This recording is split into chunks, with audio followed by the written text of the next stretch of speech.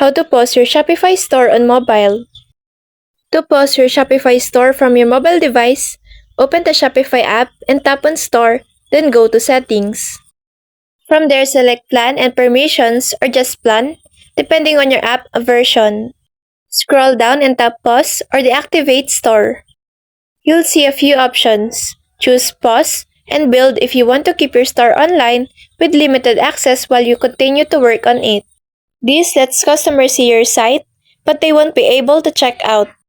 You'll still pay a reduced subscription fee.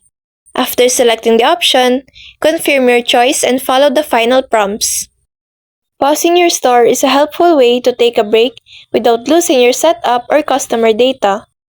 When you're ready to reopen, you can return to the same settings and choose a new plan to go live again. So that's all for this video. I hope this helps. Thank you.